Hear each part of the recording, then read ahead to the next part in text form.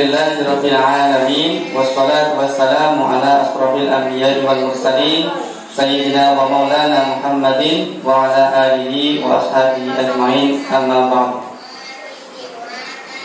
Yang terhormat Dewan Pengelola SDIT Baik, yang terhormat Kepala Sekolah, Ustadz, Ustazah, serta karyawan SDIT Baik, yang terhormat Bapak Miftahul Khair atau yang biasa kita sebut Cak Coy Patok Negoro selaku pengisi acara, yang terhormat pula wali santri dan santriwan santriwati yang Ustadz Ustazah sayangi dan cintai serta banggakan. Pertama-tama tak pula kami bersyukur kepada Allah Subhanahu wa Ta'ala yang telah memberikan nikmat dan kesempatan sehingga pada hari ini kita dapat menghadiri pada acara puncak peringatan Hari Santri, Sumpah Pemuda dan Maulid Nabi Muhammad Sallallahu Alaihi Wasallam dengan lancar sampai nanti akhir acara. Amin amin ya rabbal alamin. Yang kedua, marilah kita panjatkan sholawat dan salam kepada junjungan kita Nabi Agung Muhammad Sallallahu Alaihi Wasallam. Semoga kita mendapatkan syafaatnya di hari yang akhir. Amin amin ya rabbal alamin. Hadirin semuanya, perkenalkan di sini saya Pak Sam Haji yang akan memandu acara hari ini sampai selesai nanti. Izinkan saya membawakan susunan acara berikut ini. Yang pertama, pembukaan. Yang kedua, acara inti. Yang ketiga adalah doa dan penutup. Langsung saja untuk acara yang pertama, marilah kita buka acara hari ini dengan membaca basmalah bersama-sama. Bismillahirrahmanirrahim. Baik, untuk acara selanjutnya yaitu kita masuk ke acara inti. Hari ini yang akan kita sampaikan oleh Ustadz Cak Coy. Sebelum itu izinkan Pak Sam Haji untuk membacakan kurikulum vitae dari beliau. Nama Miko Cak Coy, terus tanggal lahirnya anak-anak santri nih, Lamongan 5 Agustus sekian. Nanti tanya langsung sama ustadznya ya. Alamatnya Cak Coy di sini ada di Geneng Pangharjo Sewon Bantul, dekat sama rumahnya Ustaz. Riwayat pendidikannya ada Madrasah Aliyah Tabah Lamongan. Riwayat pekerjaannya sampai sekarang dan seterusnya insya Allah dai terus. Itu tadi kurikulum vitae dari Ustadz kita yang akan menyampaikan materinya hari ini. Silakan nanti santriwan-santriwati bisa mengikuti dari awal sampai akhir acara dengan baik. Fahim tuh?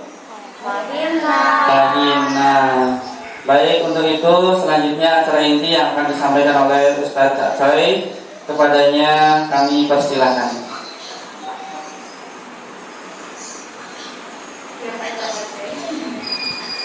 Saya pakai hasil juga. Padahal saya itu bagus kalau pakai masker. Lebih bagus kalau pakai masker saya.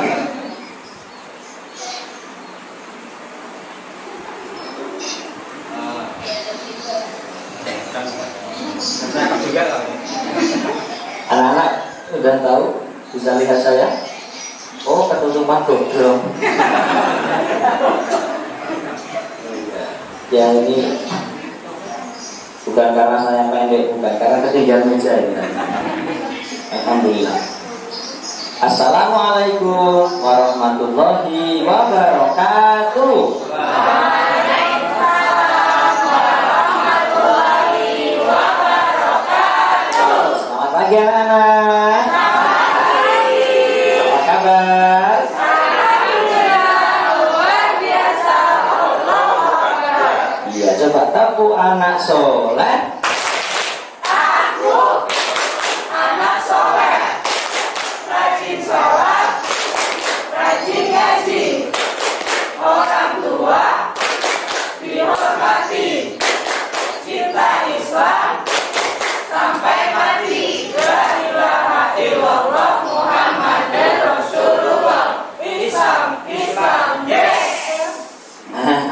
Ya orang saya keceplosan kafir.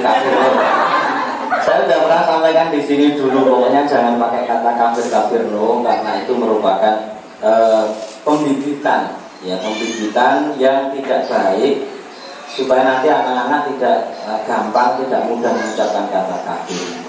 Dalam pertempuran 10 November pun Bung Tomo tidak menggunakan kata kafir, tapi takbir, yaitu Allahu Akbar. Baik, anak-anak yang di rumah maupun yang ada di sini dulu juga pernah jadi anak-anak ini, tapi sekarang sudah punya anak.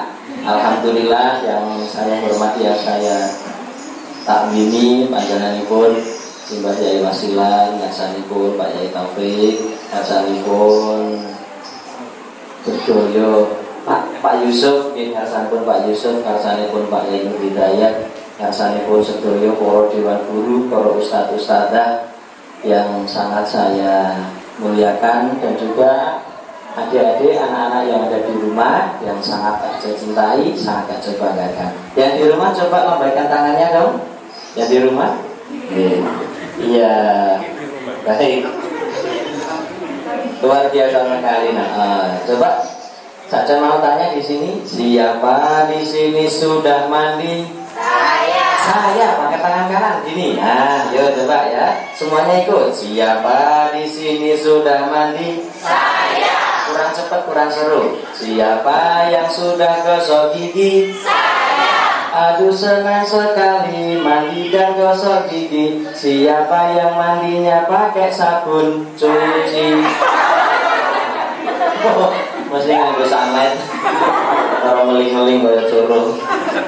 Pun Bapak Ibu yang saya hormati, alhamdulillah pada kesempatan kali ini bisa bertemu, bisa hadir walaupun dalam suasana sulit. Saya katakan seperti ini sulit karena tidak bisa bertatap muka, musyawarah kita tidak bisa langsung, harus lewat daring, luring hanya sebagian. Tetap kita syukuri dengan kalimat alhamdulillahirabbil alamin. Shalawat salam semoga tetap tercurahkan kepada junjungan kita Nabi besar Muhammad sallallahu alaihi wasallam yang telah menunjukkan kita jalan yang diridhoi Allah. Apalagi pada bulan-bulan ini, 3 hari yang lalu beliau tepat di miladnya, atau kalau bahasa kerennya ya happy birthday ya. Cuman kalau di sini ya maulidan.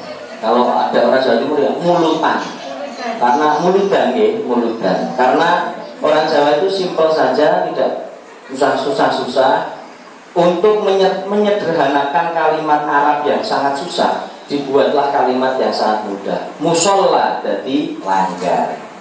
Musola jadi langgar. Robiul awal jadi mulut. Wong Jawa itu ngarani bensin jadi bensin, coklat jadi coklat, utang jadi lali. Orang Jawa ya Allah. Sangat mudah, sangat simpel. Sehingga dari situlah mari kita semua bersolawat kepada Kanjeng Nabi Muhammad Sallallahu Alaihi Wasallam untuk mendapatkan syafaatnya nanti. Monggo kita solawat dulu untuk menghilangkan segala penyakit, menghilangkan segala beban, menghilangkan kesusahan-kesusahan. Mudah-mudahan bisa sirna karena adanya solawat tersebut. Amin, amin ya rabbal alamin. Monggo yang pertama solawat itu dulu. Monggo. Allahumma sholli ala sayyidina Muhammad. Allahumma sholli ala sayyidina Muhammadin tibbil qulubi ma'awaiha wa afiyatil abdali wa shifaiha wa nuril absari wa diyaniha wa ala alihi wa sahbihi wa sallim. Sekali lagi, Allahumma sholli ala sayyidina Muhammadin tibbil qulubi wa dawaiha wa afiyatil abdali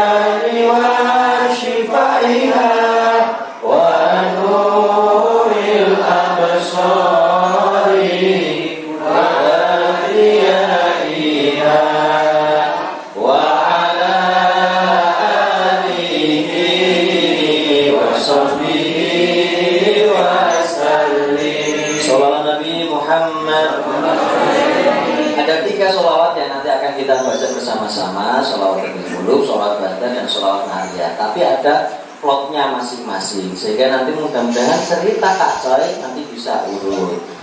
Ini anak-anak lihat langsung dari sini nih ya. Wah, madepin nari itu.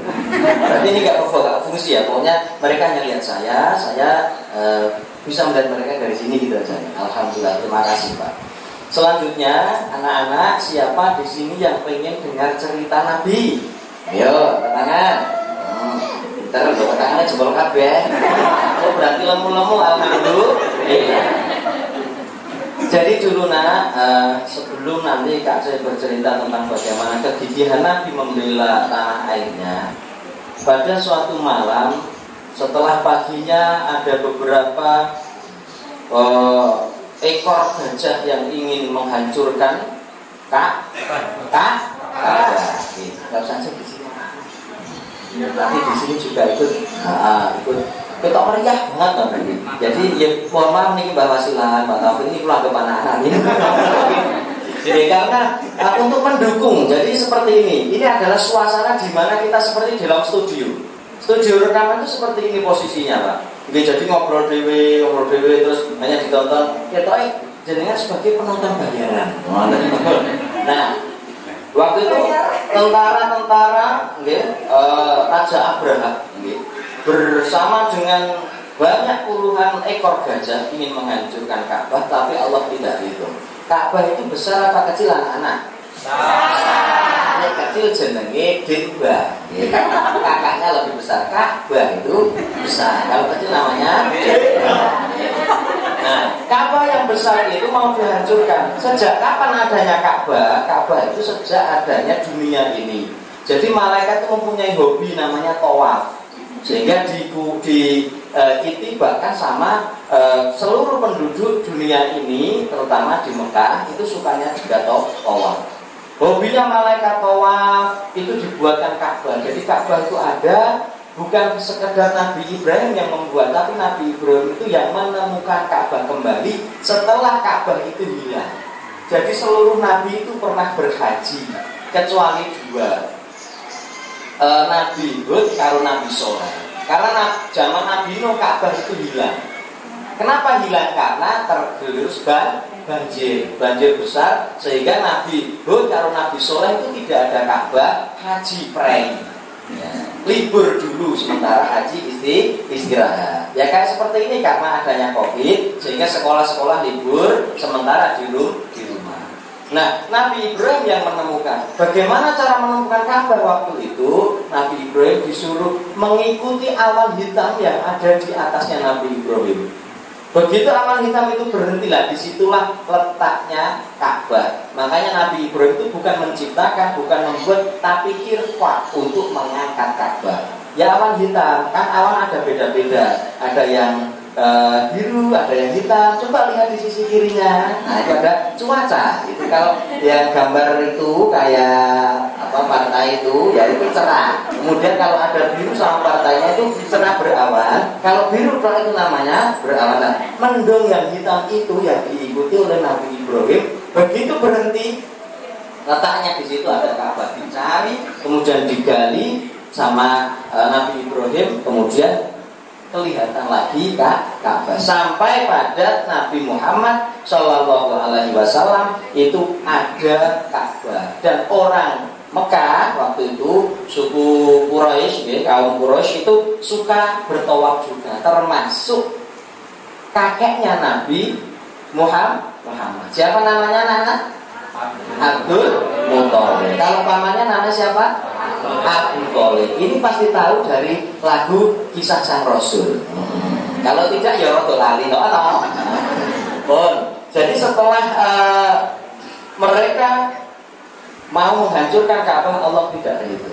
Kemudian Allah mengutus burung yang sangat fenomenal sampai saat ini, sampai digunakan sebagai toko kerudung. Itu toko Babil. Ini bapak-bapak yang ngerti. Iya, karena apa ya? Bapak-bapak itu tingkat kemaremannya itu sangat puas, mudah sekali puas. Yang saya wong lanang duwe peci siji marem. Wong wedok duwe kudu siji ora marem. Itulah makanya sebab dunia ini itu lebih mudah meninggal itu wong lanang Karena apa? Tidak banyak pikiran memikirkan kudu wong itu.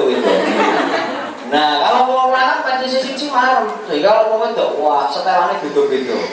Oke, ini bajunya ada kuningnya, kerudungnya pakai kuning juga. Bajunya ada putihnya, kerudungnya santai, ya. Bajunya hitam, kerudungnya bebas karena hitam warna netral. Aku ngerti lah barabi ya Pak. Nah, itu manusia. Tapi kalau bapak-bapak apa ini satu peci itu, wah, apa mesti pakai peci itu. Ibu-ibu itu beda, pagi acara kayak gini, bajunya beda. Nanti siang nyumbang kan, Sabtu biasanya banyak penjor-penjor itu loh guys, Sabtu nyumbang, klambinya beda meneh, kudungnya beda meneh, sore layar, kudungnya klambinya beda meneh. Lah bapak-bapak itu ya seorang matur ya sepati sirong. Ya karena apa? Karena tingkat kenikmatan, kemarahan, kepuasan itu adalah dari yang putra atau ya bapak-bapak. Makanya yang di rumah anak-anak ya, yang di rumah anak-anak mohon dikuatkan hati bapaknya. Dikuatkan mudah-mudahan bisa awet dan umur panjang. Amin ya rabbal alamin. Sampai mana tadi? Ababil. Burung ababil kemudian diutus sama Gusti Allah. Saya kira dulu zaman kecil itu burung ababil cuma satu. Ternyata ribuan burung ababil mengambil batu panas dari api neraka kemudian dilemparkan kepada tentara bergajah. Sehingga pada hari itu mereka mati semua dengan didokumentasikan di Al-Quran. Suratnya surat Al-Fil. Surat Al-Fil adalah surat artinya gajah. Nah, kemudian malamnya setelah pagi mereka gajahnya sudah mati, orang-orang sudah mati terserang dari tadi burung ababil tadi. Wah, malam yang indah, malam yang penuh dengan berkah. Ada orang yang cantik sekali mengandung ya karena ada yang mengandungi dan ada yang dikandung. Siapa dikandung? Yang dikandung adalah orang atau jabang bayi yang sering diimpikan, yang sering ada dalam mimpinya, yaitu sering yang namanya Siti Aminah itu memimpikan bahwa di rahimnya itu terdapat terpancarkan sinar cahaya yang sangat indah. Nah, dari situlah kemudian lahir pada tanggal 12 Rabiul Awal, harinya hari Senin. Lahirlah bayi yang sangat mulia, yang imut, yang ditolong oleh 4 orang pembantu yang ikut menolong dan 2 bidadari yang ikut menolong. Bidadari tersebut adalah Dewi Aminah dan Dewi Asia dan Dewi Maryam. Dewi Maryam ikut menolong karena diutus untuk menyambut kehadiran Nabi menyambut kehadiran bayi yang nanti akan diutus menjadi nabi. Luar biasa, dalam keadaan sujud beliau Nabi Muhammad SAW lahir, alam ikut berdendang, kemudian laut-lautan juga ikut tenang karena ikannya di dalam juga berdendang melantunkan sholawat. Pohon-pohonnya ikut berzikir sehingga pada malam hari itu Tola al-Badru terkumandangkan. Semuanya marilah kita bersolawat badar. Tola al-Badru alaina min zaniyatil wada wajaba syukru alaina mada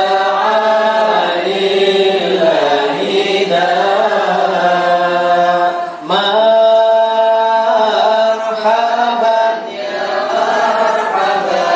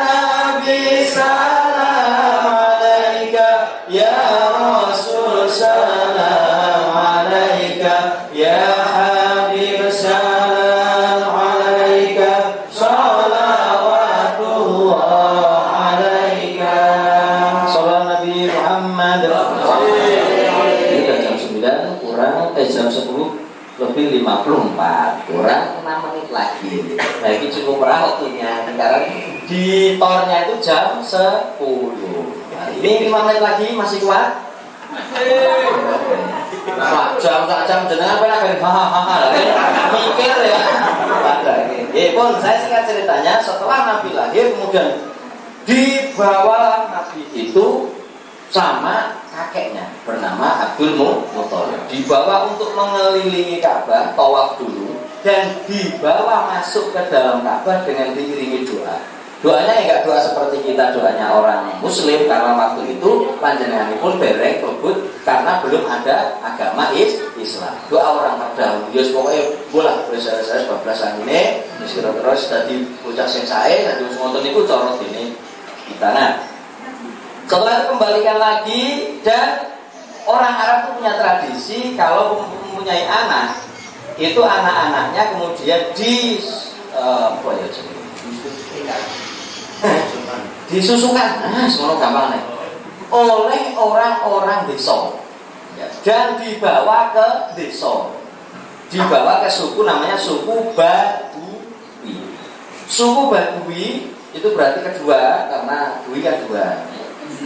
Baika berarti satu. Nah, Badui itu dia dibawa ke sana untuk disusui oleh perempuan-perempuan sana. Nah, perempuan-perempuan Badui juga begitu, melamar untuk menyusui anak-anak orang bangsawan Arab sehingga mendapatkan upah yang besar. Nah, Nabi sendiri itu disusukan sama Al-Halimah ya. Itu karena kecewa sebenarnya Halimah itu dengan niatnya dia untuk ingin bangsawan besar, tapi karena tidak dapat anaknya bangsawan, dapat Nabi, karena Nabi kan anak yatim, dan juga harta peninggalan itu tinggal 2 ekor unta waktu itu.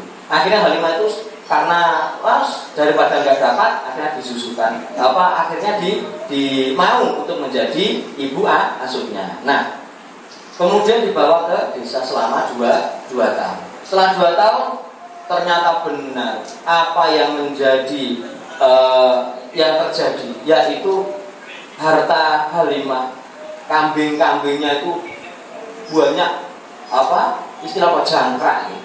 Jangkrak itu apa lagi? Banyak beranak. Aku difoto barang tidak grogi ya. Jadi kalau terus disimpan ya orang. Paling ya bagi dihapus meneh. Jadi kuat nyimpan foto saya itu cuma 24 jam. Gue apa story ya. Ya captionnya ya Ustadz Cendi. Bisa jual botol aqua. Ya ben botol aqua ini dua. Setelah dibawa sana 2 tahun, tapi kemudian diminta lagi karena apa? Berkah untuk menjadikan keramut Kanjeng Nabi itu luar biasa. Dan setelah kemudian ini ceritanya sampai Nabi rodok dewasa. Nah, waktu anak-anak itu pernah diajak bulan-bulan ke Madinah. Di sana pernah dibedek dibedek itu diramal oleh salah satu pendeta bernama Bahiro. Bahiro itu meramal besok ini anak ini akan menjadi nabi utusan Tuhan yang terakhir. Jangan dibawa ke sini lama-lama, segera dibawa pulang sama pamannya Abu Thalib. Dibawa pulang. Kemudian waktu beliau dewasa juga begitu, ada yang melamar waktu menjadi penjual atau waktu menjadi pedagang yang menjualkan barang-barangnya Siti Khadijah, janda Khadijah, janda 3 kali itu. Jadi kalau jenengan pengen ikuti sunah Rasul ya boleh ngobrol ping telu wis sugih, ora tiba. Lah dene wis sak mundur. Sehabis umur 25 tahun kok belum menikah, berarti Anda termasuk orang yang bid'ah. Nah, Nabi itu umurnya 25 tahun menikahnya. Nah, contohnya ini aku berlakunya bid'ah. Tapi jangan apa-apa, udah Pak Yai, ternyata nikah itu gak enak, Pak. Bapak silakan. Anak-anak jangan dulu ya ini. Dilatih anak-anak pilih-pilih. Betul aku nikah. Orang biar-biar. Setelah di sana juga sama, Nabi dibedek juga atau diramal juga oleh pendeta juga. Siapa yang meramal waktu itu pendeta? Namanya Mas Turo. Mas Turo itu meramal. Karena Nabi itu langsung bersandar pada pohonnya. Insya Allah pohonnya itu masih hidup sampai sekarang. Kalau di WA Instagram itu melihat ini adalah pohon temannya Nabi. Nah, itu hanya Nabi yang bersandar di situ, istirahat untuk melepas kepernatan dan juga melepas mengeringkan keringat bersandar di pohon itu. Ada pendeta yang pramadun. Siapa itu? Itu adalah Muhammad, termasuk golongan kaum Quraisy. Oh, hanya nabi terdahulu yang mau dan berani bersandar di pohon itu. Berarti dia nanti juga akan jadi nabi. Ternyata ramalan itu benar karena sudah dituliskan. Nah, kemudian Nabi sebagai masa mudanya waktu 18 tahun itu ada perang Hijr. Okay? Perang itu membela umat, membela tanah airnya. Belum ada risalah kenabian, tapi Nabi sudah dengan bijaknya untuk mengatur. Tugasnya Nabi apa? Mengambil busur-busur panah dari musuh, kemudian dicaoskan kepada pamannya, dicaoskan kepada bala-balanya, kalau istilahnya grup tentaranya. Nah itu untuk dilemparkan kembali. Itu keberanian Nabi untuk membela tanah airnya. Sama halnya dengan keberanian para santri untuk membela tanah air kita. Pada tanggal 21 sampai 22 Oktober 1945, Bung Tomo itu ya masih sahabat dengan Bung Karno. Bung Karno itu ya sahabat dengan Pasangno. Pasangno Bung Karno, Bung Karpasang. Jadi Bung Karno. Karena di sini kan jadi K, kalau di Jawa Timur jadi no. Opo-opo no, gawak ke, bubar ke, no ketan no jadi ngene ke, terus ambung no apa maksudnya anak kecil itu loh diciumkan, cium no cium ke, terus meneh jiwet no jiwet ke, ora ono ora oke, gampang ngono. Ora apa-apa nih. Nah, Bung Tomo meminta kepada Mbah Hasyim Asy'ari. Mbah Hasyim terus ke ora ono ora oke jare tak iki. Kok kuwi ya perlu gua nek sapa iki mau. Kok kuwi karo mbone barang e. Oh, misah, ora mbokmu ta kowe iki. Mbone terus sendiri ngene iki. Mama guyu. Nah, meminta pendapat Mbah Yai, bagaimana hukumnya membela tanah air dan mengusir Belanda? Masih mikir. Mbah Hasyim Asy'ari masih mikir. Wah, piye ya iki? Arep tak naik hukum halal kok durung. Akhirnya memanggil pengurus cabang NU itu. Itu kan tercipta atau lahir lebih dulu sebelum Indonesia merdeka. Nah, NU 1926.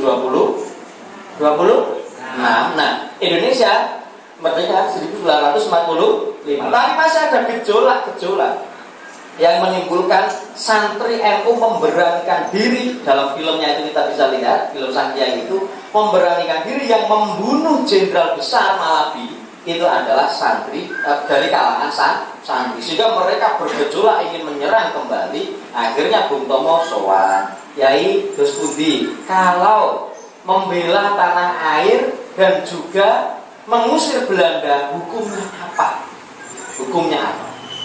Mbah Hasyim belum bisa memutuskan. Itulah pentingnya musyawarah. Yang lain dari masing-masing PCNU Surabaya, Banyuwangi, Madura waktu itu diminta berpendapat. Oh, berpendapatnya bagus.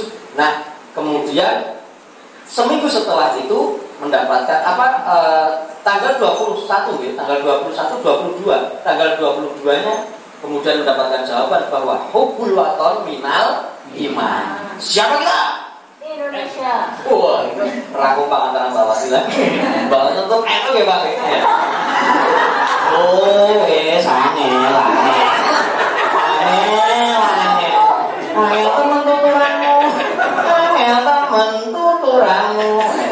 Ini mungkin nggak bisa siapa kita gitu mesti jawabannya dulu. Oh, tekniki Indonesia. Barang ini mesti semuanya sepakat. Aneksis. Allah. Menurut semua pon. Nah, setelah itu boleh silakan diusir. Akhirnya santri-santri itu bersemangat untuk apa? Mengusir, melawan Belanda, melawan penjajah, sekutu Jepang dan sebagainya. Hanya bermodalkan apa anak-anak? Bambu yang dikasih dilancip. Itu namanya bambu apa anak-anak? Anak-anak di rumah apa? Bambu apa saya? Wes angel. Bambu runcing. Nah, kenapa disebut runcing? Karena lancip di atasnya. Itu kenapa bisa melawan senjata yang sangat canggih waktu itu. Senjata yang luar biasa, ada tank, ada meriam, bahkan itu langit Surabaya seakan-akan pada 10 November itu langit Surabaya mendung hitam seperti itu. Oke, itulah nana. Jadi mendung hitam itu bukan karena udaranya kena awan, bukan, tetapi karena kena asap dari peperangan, dari pertempuran. Sehingga bambu runcing dengan kekuatan Allahu Akbar itu bisa menumpaskan tentara-tentara Belanda, tentara-tentara Sekutu Jepang, bisa menumpaskan mereka untuk tidak lagi atau kapok berada di Surabaya dan sekitarnya, dalam hal ini keseluruhan di Nusantara atau di Indonesia. Sehingga dengan kekuatan, dengan pekikan dari Bung Tomo, Allahu Akbar, karena mantap, karena bersungguh-sungguh, maka itu membuahkan kekuatan untuk melawan. Nah sekarang tidak, Allahu Akbar digunakan hanya untuk ngeproki toko, minum-minuman keras dan sebagainya, itu pakai Allahu Akbar.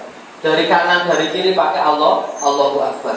Bahkan jangan sampai anak-anak nantinya kalau dewasa menggunakan Allahu Akbar itu hanya sebagai untuk tawuran. Jangan sama sekali. Tapi gunakanlah itu untuk sholat. Karena Allahu Akbar adalah kata-kata yang paling sering kita dapatkan dalam sholat. Sholat itu melatih kita untuk kekuatan. Bahkan menjadi perintah Allah kepada Nabi Muhammad SAW, karena menjadi perintahnya adalah sholat. Itu yang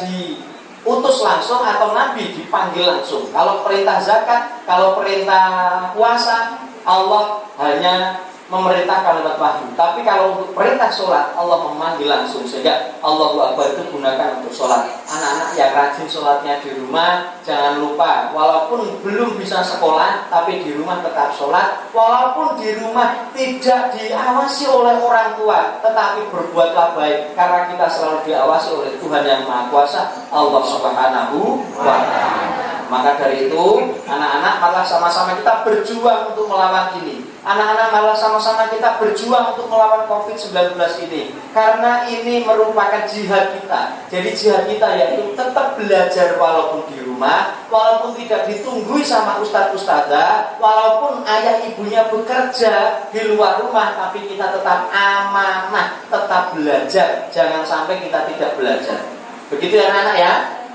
Oke. Begitu pula dengan bapak ibu gurunya untuk selalu mendoakan anak-anaknya yang ada di rumah, mendoakan murid-muridnya, santri-santri, santri putra, santri putrinya yang tidak sekolah, mudah-mudahan jadi anak yang soleh dan solehah, yang berakhlak baik seperti halnya Kanjeng Nabi, seperti halnya santri-santri yang terdahulu yang mau berjuang. Amin. Santri, panggilannya santri, ya. Santri dulu Nabi itu santri, kalau didolimi seseorang, maka Nabi tidak membalas dengan kedoliman, tapi membalas dengan kebaikan. Contoh Nabi waktu itu pernah jalan, karena mendengar adzan subuh, maka Nabi langsung bergegas ke masjid. As-salatu khairum minan naum. Mendengar adzan subuh, Nabi langsung berjalan. Mendengar seret trompah atau sandalnya Nabi, orang yang gak suka dengan Nabi, menganggap musuhnya Nabi, itu kemudian naik ke lantai 2 ke rumahnya, kemudian meludahnya dalam banget, meludah tangi turun ya lumayan. Terus Nabi diludahi, dan itu beberapa kali terus menerus. Nah, Nabi diludahi seperti ini, marah atau enggak? Tidak. Kok ngerti? Jangan ya orang ngerti no. Kok main ngaji iki wangun. Ben pantes niku jenengan marah, terus saya bilang tidak. Ini kanggo sarane. Lah iki tane padha wae kuwi segoro bawa lagu. Jangan kok jawab tidak, ya jawab marah. Wah, ngono kuwi. Terus saya jawab tidak. Ngene iki. Dadi aku iki yo pantes lah kok di piye ngono. Allah, obat angel. Gini jenengan jawab marah gitu ya? kayak kula lah. Beda. Nabi diludahi. Waduh, Nabi diludahi seperti ini marah atau enggak? Tidak yo. Kasih Mas. Aku senang sendiri. Senang aku senang sendiri. Nabi tidak marah sama sekali. Benar jawaban pertama tadi. Hanya cuma begini aja. Begitu Pak, lepok. Poiki tidak seret terus dalam. Alhamdulillah itu. Nabi diidoni malah metu hamdalah. Aku tak takon jenengan Mas. Nggih, jenengan diidoni wong esuk-esuk itu tak turu. Lumayan gitu. Urusin anak. Kira-kira metu hamdalah apa metu kewane? Ya, karena apa? Kita belum punya prinsip bahwa prinsip itu prinsip Nabi seperti halnya buah. Kayak pelem gitu. Pelem itu dibalah watu, balese pelem jatuhnya nanti adalah apa? Kok pelem. Kalau awak dhewe dibalang tahu, dibalang watu, baleso tahu. Karena apa? Setiap orang yang hatinya masih kurang bagus, yang hatinya kurang solid, kalau kita dicaci maki biasanya balas dengan caci maki ya. Maka Nabi kemudian membalasnya dengan tilik. Ya, jadi setelah beberapa kali Nabi diludahi mak jelas terus. Oke, alhamdulillah itu terus itu aja. Suatu hari Nabi itu menunggu. Jadi lewatnya tadi menang terus berhenti di situ. Orang yang sini doni ya. Maksudnya akhirnya Nabi kok sepi rane wong. Akhirnya orang itu ternyata apa? Ternyata orang itu sakit. Ternyata sakit terbaring dan belum ada yang tilik. Dan yang tilik pertama kali siapa? Bukan Butejo. Ini orang terus ini getrek. Mulai bagi saya salutin mana ya? Itu Butejo, itu. Tapi yang tilik pertama kali adalah Kanjeng Nabi lu. Aku mah dipilih disik dari situlah orang itu. Muhammad disikep pengen iki. Muhammad saya bersaksi bahwa tiada Tuhan selain Allah dan Muhammad panjenengan utusan Allah. Jadi orang muslim juga. Makanya kebaikan kita balas dengan kebaikan, keburukan malah kita balas dengan kebaikan pula. Amin ya rabbal alamin. Terima kasih. Boleh banyak salam maaf. Oh ya, sebelum kita tutup ada permintaan sholawat nariyah dari fans. Ya malah sama-sama kita baca sholawat nariyah. Sholawat Nabi Muhammad. Allahumma sholli sholatan kamilatan wa sallim salaman.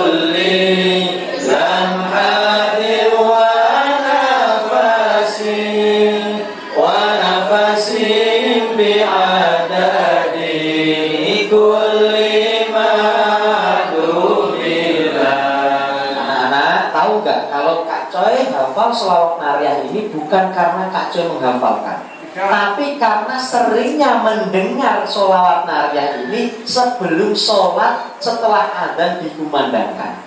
Jadi di desa-desa dulu itu setelah adzan kemudian sholawat-sholawatan, sholawat badar, sholawat tibil muluk, sholawat nariyah, dan termasuk sholawat asyhil itu juga tidak pernah menghafalkan. Maka dari itu kalau anak-anak besok ingin wiridan, ingin doa setelah sholat itu hafal, tidak usah menghafalkan, tapi cukup meminta ayah atau ibunya setelah sholat membacakan wiridan sing seru. Yo, ojo ngrindi-rindi, mak kowe ati ora do malah. Assalamualaikum. menang ya orang bakal ngerti, tapi kalau astagfirullahaladzim alladzi la ilaha illa huwal hayyul qayyum wa atubu ilaih, tekan istighfar, tekan kabeh pepak, insyaallah kalau di SD IT baik semuanya akan menjadi baik. Amin ya rabbal alamin. Terima kasih, dari saya kurang lebihnya mohon maaf. Dan siapa yang pengen jadi orang hebat? Saya. Ayo di rumah juga kita katakan, siapa pengen jadi orang sukses? Saya. Kurang cepat. Sing cepet nih, pengen jadi orang pintar? Saya. Kurang cepet nih, pengen jadi orang hutan? Sing buri. Yo, wis mau ngaku sanlet ta itu. Terima kasih. Assalamualaikum warahmatullahi wabarakatuh.